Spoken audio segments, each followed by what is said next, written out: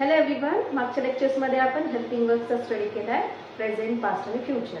त्याचा यूज करून आज आपण प्रेझेंट टेन्सचे काही सेंटेन्सेस बघणार आहोत, जेणेकरून त्याचा ट्रान्सलेशनचा भाग तुम्हाला लक्षात येईल. तर आज आपण बघतोय काही वाक्य मराठी आहेत, ते आपल्याला स्टेप बाय स्टेप कन्वर्ट करायचे, ट्रान्सलेट करायचे इंग्लिशमध्ये. Okay, so first sentence. So there are two things that you have to consider. दोन गोष्टी आहेत ज्या तुम्हाला बघायच्या असतात, जेणेकरून आपलं जे ट्रान्सलेशन म्हणजे मराठी टू इंग्लिशचं जे काम आहे ते सोपं होतं. फर्स्ट आहे कर्ता कोण आहे वाक्याचा, जेणेकरून आपल्याला तो शब्द सुरुवातीला घेता येतो. तर आपल्या वाक्याचा कर्ता ही आहे पहिली गोष्ट जी आपल्याला बघण्याची गरज असते. दुसरं आहे वाक्याचे शेवटी काय आहे, म्हणजे कुठला टेन्स आहे, कारण तो इंग्रजीमध्ये येणारा दुसरा शब्द आहे. आपल्या मराठीच्या वाक्यांमध्ये तो शेवटी येतो, पण इंग्लिशमध्ये तो सेकंड पोझिशनला असतो. सो फर्स्ट आपल्याला बघायचं आहे कर्ता कोण आहे, शेवटचा वर्ड कुठला आहे. तर शेवटी आपल्याला दिसतंय आहे हा शब्द आहे, हा आहे 2 नंबरचा आपला वर्ड. यामध्ये आपल्याला बघायचं आहे कर्ता जो आहे त्याला इंग्लिशमध्ये काय म्हणतात, ही. ओके, तो म्हणजे तो एखादा मुलगा असेल, एखादा पुरुष असेल, तर त्या ठिकाणी आपण घेणार आहोत ही. ही आणि प्रेझेंट टेन्स. तर ही साठी आणि प्रेझेंट टेन्स साठी आपल्याला कुठलं हेल्पिंग वर्ब यूज करायचंय ते आपण पाहिलंय. ही नंतर आपण इज घेतो, ही नंतर आपण हॅज पण घेतलेलं पाहिलं आहे. पण या वाक्यामध्ये आपल्याला इजच घ्यायचं. हे आपण कशावरून ठरवलं, जसं की आपण बेसिक स्टडी केला होता, एकदम बेस, म्हणजे त्यानंतर काहीही येऊ शकतं. जसं आपण इथे ही इज नंतर काहीतरी येणार आहे, तसंच आपण ही इज असल्यानंतर आणि ही हॅज असल्यानंतर काय येणार आहे ते आपल्या प्रिव्हियस लेक्चरमध्ये पाहिलं असेल. तुम्ही डिरेक्टली हा व्हिडिओ स्टार्ट केला असेल तर त्याआधी जुने लेक्चर्स जे आहेत आपले प्रेझेंट टेन्सच्या हेल्पिंग वर्बचे ते बघा. सो जेणेकरून तुम्हाला तो हा शब्द सुरुवातीला असल्यामुळे आपल्याला ही इजच घ्यायचं आहे हे लक्षात आलं. इथे ही हॅज येणार नाही, कारण इथे त्या व्यक्तीकडे काय आहे असं काही पुढे दिलेलं नाही. तो व्यक्ती काहीतरी करत आहे, काही ऍक्शन चालू आहे, म्हणून आपल्याला इथे लिहायचंय ही नंतर इज. इथे हॅज येणार नाही, ही इज. त्याच्यानंतर नेक्स्ट वर्ड वाचत, हा आहे आपला तिसरा शब्द. ही इज वाचत आहे म्हणजे रीडिंग. पुस्तक हा आहे चौथा शब्द. जेव्हा तुम्ही मराठीचं इंग्लिश मध्ये तुम्ही कन्वर्ट करत आहात, तो पहिला शब्द आहे, त्याच्यानंतर तुम्हाला शेवटचा शब्द बघायचा आहे आणि त्यानंतर तुम्हाला रिटर्न यायचं. कितीही मोठं वाक्य असेल ना, बऱ्याचदा हा नियम लागू होतो. सगळ्याच वाक्यांसाठी होईल असं नाही, पण मोस्ट ऑफ द टाइम हा नियम लागू होतो. पहिलं अक्षर, त्यानंतर शेवटचं आणि स्टेप बाय स्टेप तुम्हाला रिटर्न यायचं आहे. अशा पद्धतीने तुम्ही ट्रान्सलेट करू शकता इझिली. तो आहे वाचत आणि पुस्तक, एकच पुस्तक आहे तर आपल्याला एक आर्टिकल घेण्याची गरज आहे. He is reading a book. तर ह्या पद्धतीने आपलं वाक्य रेडी आहे. He is reading a book. ही करता आहे म्हणून इज घेतलाय, पण त्यानंतर वाचत आहे, तर ती ऍक्शन जी आहे ती लगेच येणं गरजेचं असतं आणि त्या व्यतिरिक्त अजून त्या ऍक्शन बद्दल काही सांगितलं तर ते शेवटी घ्यायचंय. ओके, तो वाचत आहे हे एवढं सुद्धा वाक्य असू शकतं. ही इज रिडिंग हे आपलं वाक्य आहे त्यासाठी, पण पुस्तक हा एक्स्ट्राचा वर्ड त्यामध्ये आहे. तर हा जो एक्स्ट्रा वर्ड आहे याच्या व्यतिरिक्त अजून काय असतील तर ह्या नंतर येतील ते. हा बेस आहे, म्हणजे हा आहे सब्जेक्ट, हे आहे हेल्पिंग वर्ब, हे मेन वर्ब आहे.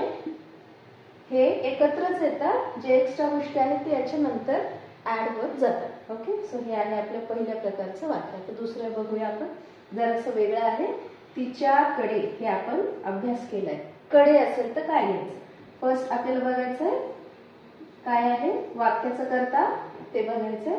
त्यानंतर आपण लास्ट वर्ड बघणार आहोत. तिथे आपल्याला समजतं टेन्स कुठलं आहे, म्हणजे आपल्याला हेल्पिंग वर्ब जे दुसऱ्या पोझिशनला येणार आहे ते कळेल प्रेझेंट, पास्ट की फ्युचर आहे. तर इथे कळत आहे आपल्याला प्रेझेंट आहे. त्यानंतर पुढच्या गोष्टी. सो फर्स्ट इज तिच्याकडे, म्हणजे काय ना शी. कडे आहे म्हणून आपण काय घेतो हॅज. She has. हा झाला प्रेझेंट टेन्स. कडे आणि आहे. कडे आहे म्हणून आपण हॅज घेतलं. कडे होतं असेल तर आपल्याला इथे हॅड घ्यावं लागलं असतं. तिच्याकडे माझा पेन आहे. शी हॅज हे एकत्र यूज करायचं आपल्याला आता. त्याला आपण थर्ड नंबर देऊया. शी हॅज आणि माय पेन. Okay, easy one. तिच्याकडे म्हणून शी हॅज, माझा पेन, माय पेन. आहे म्हणून आपल्याला हॅज घ्यावं लागेल. इथे जर होता असतं तर आपल्याला इथे हॅड घेण्याची गरज असते. इथे आपल्याला टेन्स कळतो, जो आपला दुसरा वर्ड आहे तो महत्वाचा. Okay, so this is how it is. Next is आम्हाला. हा शब्द पण आपण पाहिला. आम्हाला किंवा आमच्याकडे असेल तर काय करायचं? आम्हाला हा आहे आपला पहिला वर्ड. इथे आपल्याला कळेल करता काय घ्यायचा. दुसरा आहे लास्ट वाला. हा पण काय आहे? Present tense. आज आपण सगळे प्रेझेंटचेच एक्झाम्पल बघतोय. नेक्स्ट टाइम पास्ट टेन्सचे बघणार आहोत. सेकंड आहे म्हणजे प्रेझेंट टेन्स. आज आणि 2 मीटिंग. तर हा वर्ड आधी येणार three, third number and fourth will be this. Okay, so let's try. आम्हाला म्हणजे आम्ही. आम्हीसाठी काय वर्ड येतो? वी. आहेत आणि ला. आम्ही हा शब्द नाही आहे. आम्हाला म्हणजे आपल्याला इथे घ्यायचं आहे वी नंतर टू हॅव सुरू. वी हॅव काय आहे? 2 meetings. We have 2 meetings. S लावायचा कारण अनेक वचन आहे. 2 आणि आज. आज कधी होणार आहे गोष्ट हे नेहमी शेवटी लिहा किंवा सुरुवातीला लिहिलं तरी चालतं, पण वाक्याच्या शेवटी जर लिहिलं it looks better. We have 2 meetings today. So easily we translated this sentence. Today हा शब्द सुरुवातीला किंवा शेवटी कुठेही घेतला तरी चालतो. Today we have 2 meetings किंवा we have 2 meetings today. So it is okay. So this is how आपण we have काय येणार आहे हे ह्या वर्ड वरून आपण लक्षात घेतलं. फक्त आम्ही असतं सुरुवातीला तर we नंतर आरच आलं असतं. Okay, so this is how it is. Next आहे ते. ओके, सो आपला पहिला वर्ड आहे हा. दुसरा वर्ड काय आहे? हा, लास्ट वर्ड. म्हणजे इथे येणार आहे प्रेझेंट टेन्स. त्यानंतर जेव्हा माझे, माझा हा असा वर्ड येईल ते एकत्र उचलायचं आपल्याला ते सगळंच.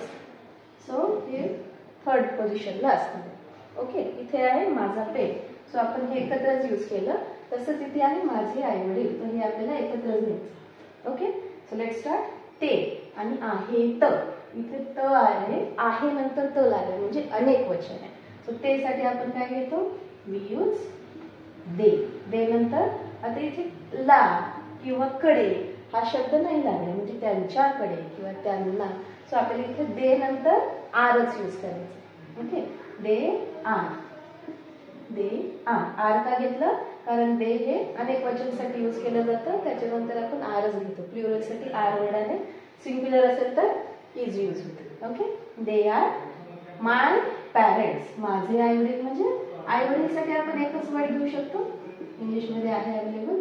पालक म्हणतात मराठीत. You can say parents. They are my parents. So this is how जे आपण आधी स्टडी केलं हेल्पिंग वर्ब. तर त्याचा यूज करून कसं आपल्याला वाक्य ट्रान्सलेट करता येईल ते आज आपण पाहत होतो. आजच्या भागामध्ये आपण प्रेझेंट टेन्स पाहिलं. In the next lecture, we will try past tense. See you in the next video. Till then, do some study.